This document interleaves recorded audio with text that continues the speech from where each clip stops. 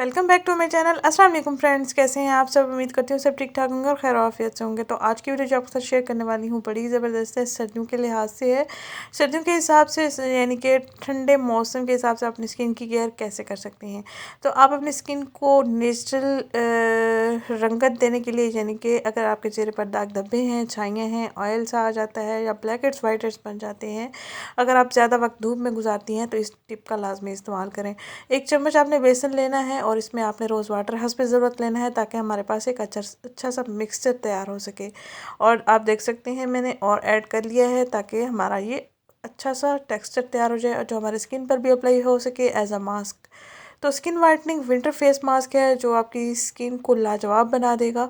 इसको आपने अच्छे से मिक्स कर लेना है। ये आपकी स्किन पर अगर एक्नी दाने हैं या आपकी स्किन पर झुर्रियाँ छाइयाँ हैं, डार्क स्पॉट्स हैं, एक्नी स्पॉट्स हैं, उनको रिमूव कर देगा इंशाल्लाह ताला। शादियों का सीज़न भी चल रहा है, लड़कियां काफ़ी परेशान रहने लगी हैं और ब्राइडल्स भी परेशान होती हैं कि हम नेचुरली स्किन को कैसे क्लियर करें और ब्राइट रखें।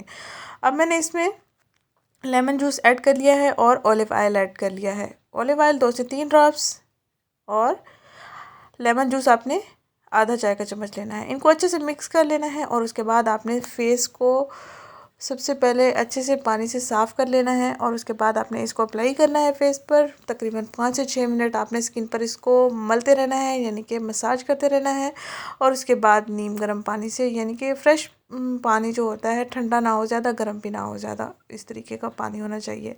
तो आपने फेस को वॉश कर लेना है। दिन में 2 टाइम इसका इस्तेमाल कर सकते हैं या आप दिन में 1 मरतबा भी आप इसका इस्तेमाल कर सकती हैं, लेकिन आपने डेली इस्तेमाल करना है। जो ख़वातीन धूप में काम करती हैं वो उनकी स्किन बहुत ज़्यादा डल हो जाती है और अगर आपके पास फेयर एंड लवली अवेलेबल है तो आप सुबह सुबह उठकर मुंह हाथ धोकर मुंह पर फेयर एंड लवली लगा लिया करें, वो एज अ सन ब्लॉक।